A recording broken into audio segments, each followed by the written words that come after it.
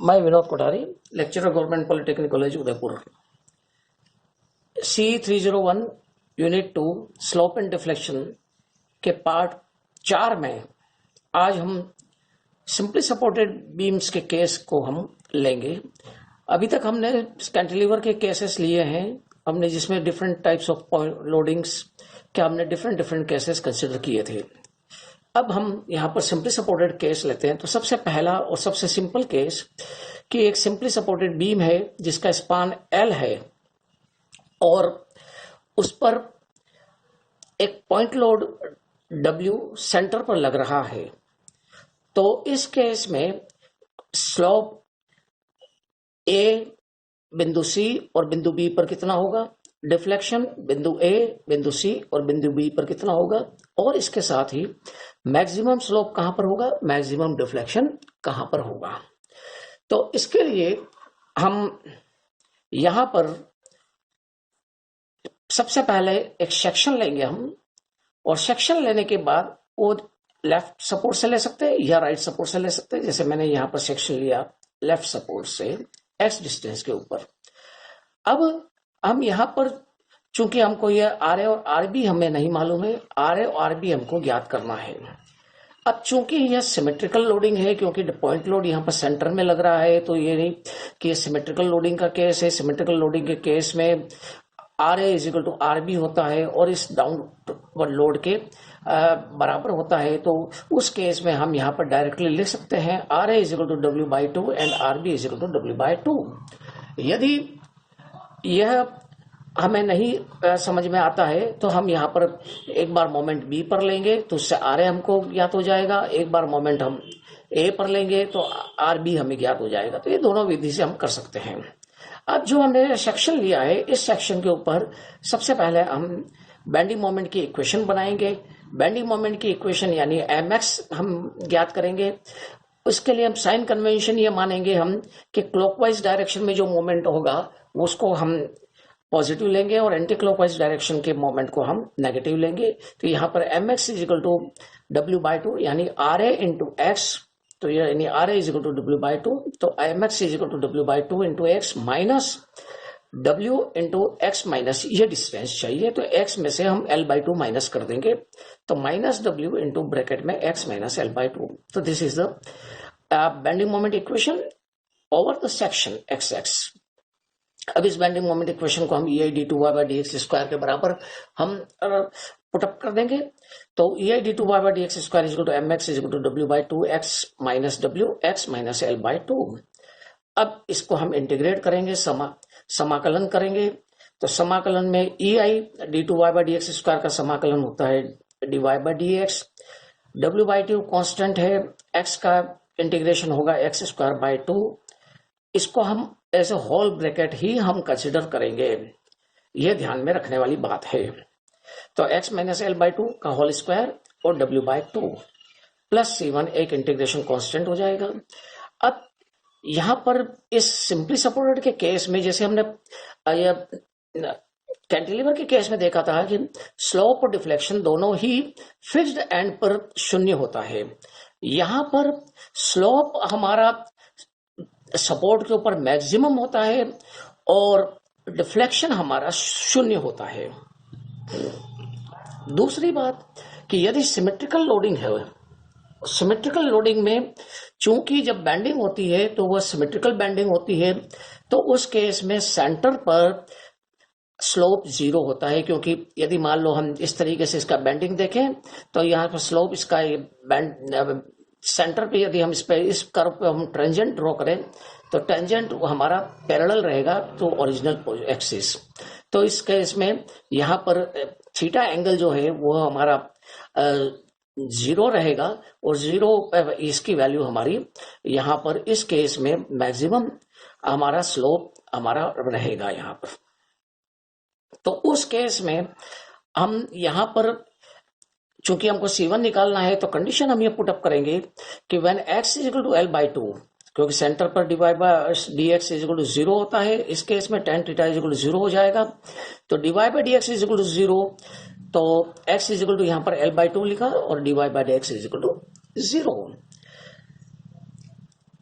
तो 0 is equal to, अब x की जगह हमने l/2 रखा तो l square w/4 into L square by 4, यहां पर l/2 रखा तो ये 0 हो गया, और प्लस C1, तो C1 की वैल्यू निकल गई माइनस WL² 16। अब ये वैल्यू हम C1 की यहां पर रख देंगे इस इक्वेशन में, तो ei dy by dx is equal to W/4 x square minus W/2 x minus l/2 का whole square minus WL² by 16। This is the value of C1 and this is the final slope equation. अब इस equation को हम further integrate करेंगे, तो dy by dx का integration y, तो dy by dx y हो जाएगा x स्क्वायर का x³ by 3, x minus l/2 whole square का x minus l/2 whole cube by 3, इसका ये कांस्टेंट का x इसमें कर देंगे, हम मल्टीप्लाई कर देंगे, और plus C2, this is the another integration constant. अब चूंकि हम ये जानते हैं कि डिफ्लेक्शन इन सपोर्ट्स के ऊपर 0 होता है, तो when x is equal to 0 तो y इज इक्वल टू 0, ये कंडीशन हम रखेंगे। तो यहां पर हमने ये x इज इक्वल टू 0 रखा तो ये 0 हो गया। यहां पर अब ब्रैकेट में, जैसा मैंने कल भी बताया था कि यदि मान लो ब्रैकेट में x की वैल्यू पुट करने पर यदि नेगेटिव आता है, उसको सॉल्व नहीं करना है, उसके पहले ही जस्ट आपने x की वैल्यू रखी और वो नेगेटिव आता है तो उसको हम 0 ही मानते हैं। तो यहां पर जैसे x इक्वल 0 रखा तो इसकी 0 माइनस l/2 यानी माइनस l/2, ये माइनस में आ गई है तो इसको भी हम 0 मानेंगे, तो ये भी 0, ये भी 0, ये भी 0, तो C2 इज ऑल्सो 0। तो यहां पर इक्वेशन हो गई डिफ्लेक्शन की, EIY is equal to W/12 x³ minus W/6 x minus l/2 का whole cube minus WL² 16x, और C2 0 हो गया। तो these are the final equation of slope and this is the equation of the deflection. अब maximum slope and maximum deflection की value हमें ज्ञात करनी है। तो आप जैसा मैंने बताया कि चूंकि हम ये जानते हैं कि मैक्सिमम स्लोप हमारा सपोर्ट पर होता है, तो यहां पर maximum slope occurs at supports, put x is equal to 0 या x is equal to l in slope equation. अगर a पर निकालना है तो हम x is equal to 0 put करेंगे, और b पर निकालना है स्लोप तो x is equal to l put करेंगे। तो यहां पर हमने x इज इक्वल टू 0 हमने पुट किया इस इक्वेशन में, स्लोप इक्वेशन में, तो यह 0, ये 0, तो WL² 16 आ गया। तो dy by dx over a is equal to WL² 16 EI हमारा लेफ्ट से राइट में हम इसको कर देंगे, और यही इतना ही स्लोप हमारा dy by dx over b भी होगा। तो this is also equal to dy by dx over b, and this is the maximum, that is dy by dx maximum।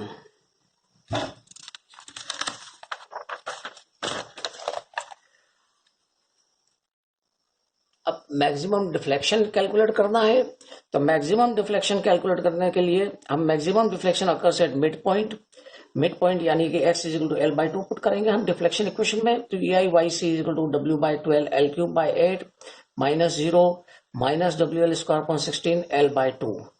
सो इसको जब हम सॉल्व करेंगे तो ये आ जाएगा WL³ 48 माइनस WL³ 48, तो YC इज इक्वल टू हो जाएगा WL³ 48 EI। तो इस तरीके से हमने मैक्सिमम स्लोप और मैक्सिमम डिफ्लेक्शन हम ज्ञात कर लिया। यदि न्यूमेरिकल वैल्यूज के साथ अगर क्वेश्चन आता है तो उसमें जो भी आपको डिस्टेंस दिया हुआ हो कि इस डिस्टेंस पर इस पॉइंट पर आपको निकालना है, तो उतना है एक्स की वैल्यू स्लोप और डिफ्लेक्शन की इक्वेशन में आप रख दीजिए, तो you can get the required value. अब नाउ नेक्स्ट केस हम कंसिडर करते हैं कि एक सिंपली सपोर्टेड बीम जिसका स्पान L है, उस पर यूडीएल लग रहा है पूरे स्पान पर W पर मीटर इंटेंसिटी का। तो यहां पर भी सबसे पहले हम RAR भी ज्ञात करेंगे, चूंकि ये वापस यहां पर सिमेट्रिकल लोडिंग है। सिमेट्रिकल लोडिंग होने के कारण से हम RA is equal to RB is equal to WL/2 हम यहां पर रखेंगे। सो MX की इक्वेशन हम बनाएंगे, सेक्शन लेंगे x at a distance of x from left support. तो MX की इक्वेशन हो गई RA into x minus WX²/2। RA की जगह हम WL/2 लिख देंगे, तो WL/2 into x minus WX² 2। इसको हम E I D two Y by D X square के बराबर रख देंगे, तो W L by two X minus W X square by two. अब ना उसको इंटीग्रेट करेंगे तो E I D Y by D X is equal to W L by two और एक्स का integration X square by two, यहाँ पर w by two, X square का X cube by three and plus C1 is a integration constant.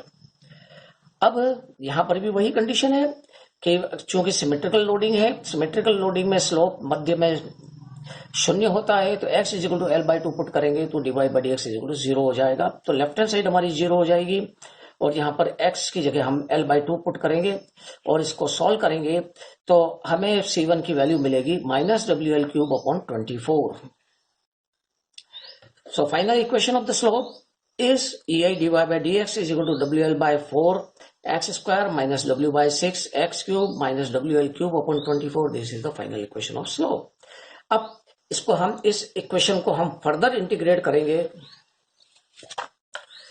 So wl4 upon 4 x cube by 3 x square हमारा हो जाएगा x cube by 3 और x cube हो जाएगा x4 by 4 और C1 की जगह हमने ये वैल्यू रख दी है और प्लस C2 और वापस वही कंडीशन कि when x is equal to zero या x is equal to L y is equal to zero, तो हम इस इक्वेशन में x is equal to zero रखेंगे तो left hand side zero, this is zero, this is zero, this is zero, C2 is also equal to zero.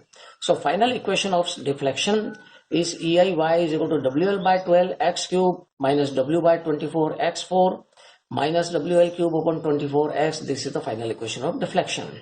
Now we know that maximum slope is at supports A and B and maximum deflection is at midspan.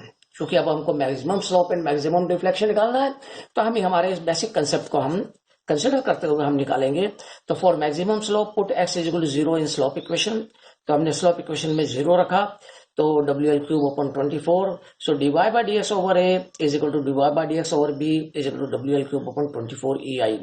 यह condition तभी होगी जो हम यहाँ लिख रहे हैं कि when x is equal to for maximum slope put x is equal to zero, ये कंडीशन रहेगी सिमेट्रिकल लोडिंग के केस में ही। यदि अनसिमेट्रिकल लोडिंग होता है तो उस केस में मे बी सपोर्ट A पर स्लोप ज्यादा हो सकता है या स्लोप बी पर स्लोप ज्यादा हो सकता है, तो वो हमको दोनों का लिए निकालना पड़ेगा और उसमें फिर हमको मैक्सिमम स्लोप और मैक्सिमम डिफ्लेक्शन हमको अलग से कैलकुलेट करना पड़ेगा। इसी तरीके से यदि अनसिमेट्रिकल लोडिंग हुई तो हमने जो कंडीशन लगाई थी C1 की वैल्यू ज्ञात करने के लिए, वह C1 की वैल्यू ज्ञात करने के लिए वह कंडीशन नहीं लगेगी, डिफ्लेक्शन के केस में ही लगेगी। एक बार हम लगाएंगे when x is equal to zero y is equal to zero, दूसरी बार कंडीशन लगाएंगे when x is equal to zero x is equal to l is equal to y is equal to zero.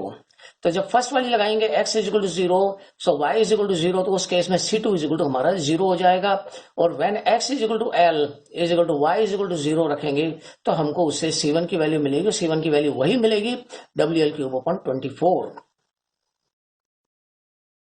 So ei dy by D X over a is equal to, यहाँ पर deflection में हमने slope में हमने x is equal to zero put कर दिया तो WL cube upon 24।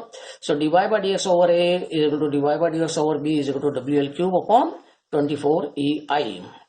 And for maximum deflection put s is equal to l by 2 in deflection equation.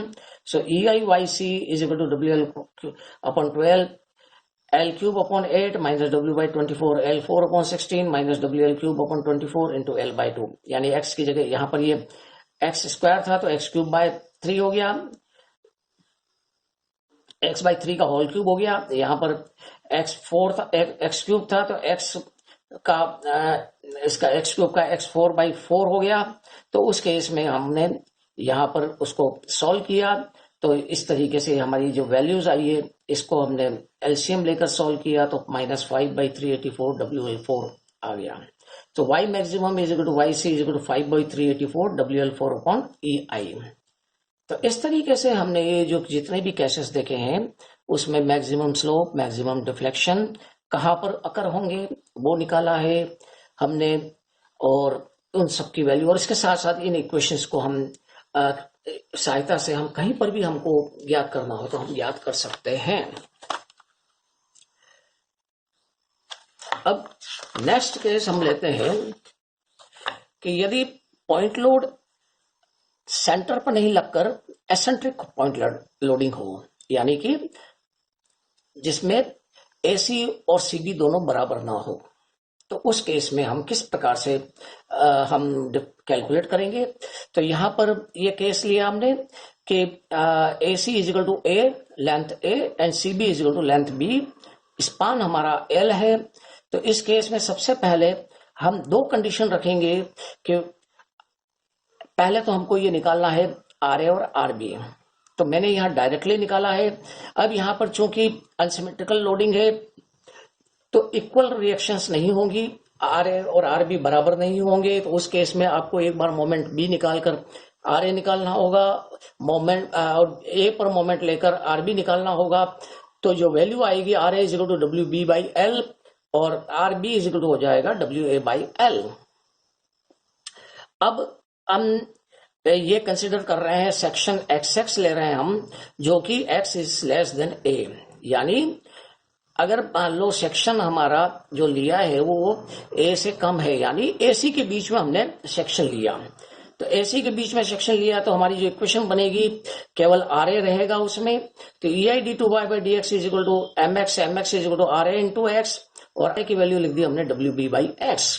इसको इंटीग्रेट किया, E I D Y by D X W B by L X square by two plus C one, और when X is equal to A so D Y by D X is equal to I सी। अब चूंकि यहाँ पर हम ये नहीं जानते हैं कि कहाँ पर कितना स्लोप मैक्सिमम होगा या जीरो होगा, तो उस केस में हम यहाँ पर इसको D Y by D X को हम यहाँ पर मोमेंट को हम आई सी लिख देते हैं। तो E I I C is equal to W B, अब एक्स की जगह हमने ए रखा है तो A square upon two L plus C one, तो C one is equal to हो गया E I I C minus W B A square upon two L. यहाँ पर इस इक्वेशन में डीवाई बाई डी एक्स की इक्वेशन में हमने सी वन की वैल्यू रख दी। तो ये अब एक हमारी इक्वेशन हो गई, इक्वेशन नंबर 1। इसी प्रकार से इसको फर्दर इंटीग्रेट किया तो W B by two L X cube by 3 हो गया। तो इसको हमने सॉल्व किया तो W B X cube by 6L plus E I I C X minus W B A square upon 2L X. यहाँ पर इसमें x से मल्टीप्लाई कर दिया इन दोनों को और प्लस सी टू एक इंटीग्रेशन कांस्टेंट लगा दिया। यहाँ पर निश्चित तौर पर डिफ्लेक्शन हम सपोर्ट्स के ऊपर 0 होगा, तो x इज इक्वल टू 0 करके हमने y इज इक्वल टू 0 रख दिया। क्योंकि यहाँ पर हम x is less than a मान रहे हैं तो हमारी कंडीशन इधर ही, यहाँ पर हम x is equal to l करके y इज इक्वल टू 0 नहीं कर सकते हैं, क्योंकि वो हमारा सेक्शन हमारा इससे अधिक हो जाएगा, c से ac से ज्यादा हो जाएगा, तो ये गलत हो जाएगा। तो इसलिए हम इसको यहाँ पर w x की इज इक्वल टू 0 तो y इज इक्वल टू 0, इससे c2 इज इक्वल टू 0 हो गया। ये हमारी इक्वेशन हो गई डिफ्लेक्शन इक्वेशन। अब नाउ सेकंड केस कंसीडर करते हैं हम कि जिसमें x is greater than a, यानी अब सेक्शन हम यहां ले लेते हैं। तो केवल फर्क ये रहेगा कि यहां पर जब हम मोमेंट लेंगे तो ये डब्ल्यू बी हमें कंसिडर करना होगा। तो यहाँ पर यही किया, E I D two Y by D X square is M X, और M X is equal to W B by L into X minus W into X minus A. Integrate किया, E I D Y by D X W B by L X square by two W X minus A का whole square by two plus, यहाँ पर अब हमने C1 C2 नहीं मान के C3 मान लिया है, और x is equal to a तो divide by D X is equal to I C. तो A I I C is equal to, ये हमने C3 की वैल्यू निकाल दी, और ये हमने फाइनल स्लोप की इक्वेशन बना दी, जो कि x is equal to x is greater than a हो तो ये हमारा स्लोप की इक्वेशन रहेगी, x इज लेस देन हो तो हमारी जो ऊपर हमने देखी थी वो इक्वेशन रहेगी। अब इसको फर्दर इंटीग्रेट करने के बाद हमने इसमें वापस पुनः ये कंडीशन लगाई है, चूंकि अब ये ग्रेटर देन a हो गया है x, तो हम x is equal to l पुट कर सकते हैं, x is equal to l तो y इज इक्वल टू 0। इससे हमने इक्वेशन को सॉल्व किया और C2 की वैल्यू हमने C4 माना है इसमें हमने, और C4 की वैल्यू हमने निकाली है, जो C4 will be equal to this. So this is the final equation. अब नाउ नोट है, equation 1 and 2 give slope and deflection for AC, and equation 3 and 4 give slope and deflection for CB। कि यदि हमको AC के मध्य में slope and deflection निकालना तो number 1 and number 2 हम काम में लेंगे, और अगर मान लो हमको CB के बीच में हमको निकालना है तो उस केस में नंबर 3 and नंबर 4 हम काम में लेंगे। अब put x is equal to a in equation 2 and 4. So EIYC अब हम मैक्सिमम हम निकाल रहे हैं वैल्यूज, तो x is equal to a हम अगर पुट करते हैं इक्वेशन 2 and 4 में, तो यहां पर हमने a पुट किया x इज इक्वल टू, और ये हमारी एक ही इक्वेशन हो गई हमारी EIYC, इसी में से यह हमने पुट करते हुए हमने x किया, तो ये हमारी सेकंड इक्वेशन हो गई। ये चूंकि दोनों ही इक्वेशन हमारी C पर ही है डिफ्लेक्शन की, तो इन दोनों को हम बराबर करेंगे इक्वेटिंग 1 and 2, और इसको मैं अभी एक्सप्लेन नहीं कर रहा हूं, मैं इसको किस तरीके से सॉल्व करना है, ये जब आप सॉल्व करेंगे तब निश्चित तौर पर ज्यादा समझ में आएगा। तो इन दोनों इक्वेशंस को हम बराबर रखते हुए हम इसको सिंप्लीफाई करेंगे, और सिंप्लीफाई करने के पश्चात जो हमको रिजल्ट मिलेगा वह रिजल्ट हमको मिलेगा EIIC is equal to WAB A minus B upon 3L, और यह वैल्यू हम इक्वेशन नंबर 1 में पुट करेंगे IC की जगह, और इससे वापस इसको सिंप्लीफाई करेंगे, और सिंप्लीफाई करने पर हमको यह इक्वेशन मिलेगी EI divide by DX WB by upon 6L 3x square minus L square plus this is the final equation of slope from A to C। और इसी को यदि हम EIIC की वैल्यू को हम ये जो वैल्यू आई है इसको हम इक्वेशन नंबर 2 में रखेंगे, तो हमको डिफ्लेक्शन मिलेगा A और C के मध्य में। सो डिफ्लेक्शन जब हम कैलकुलेट करेंगे तो इसको सॉल्व करेंगे हम वैल्यू रखकर, तो EIY is equal to WB x upon 6L x square minus L square plus B square, this is deflection equation A to C।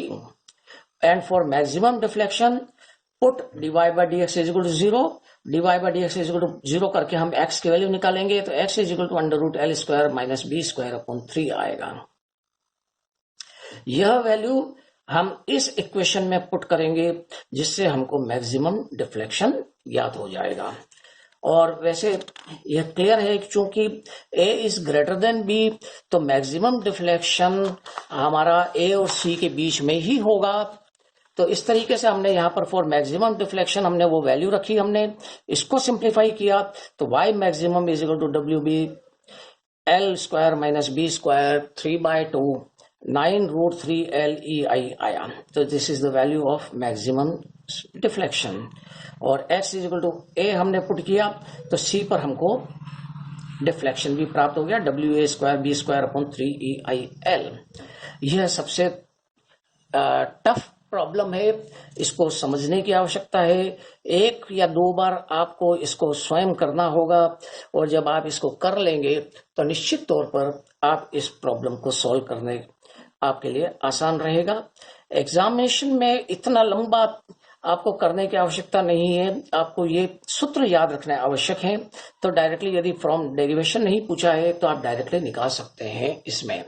तो इस तरीके से ये हमने डबल इंटीग्रेशन मेथड में डिफरेंट केसेस हमने कंसिडर किए हैं, और अब इन जितने भी केसेस हैं उसका एक हम समरी अगर हम कर लें, तो आप लोग यहाँ पर इस तरीके से कीजिए कि यहाँ पर problem number 1 cantilever point load free and maximum slope maximum deflection कहां पर होगा, उसको इस तरीके से dy by dx over free and को b जैसे माना था, तो dy by dx over b और मैक्सिमम डिफ्लेक्शन भी yb, ये वैल्यू रखते चले जाएं, ताकि जब भी आपको समय मिले तो आप उसको एक बार नजर से देख लें, तो वो याद भी हो जाएगी और आपके प्रैक्टिस में भी आ जाएगा। Thank you.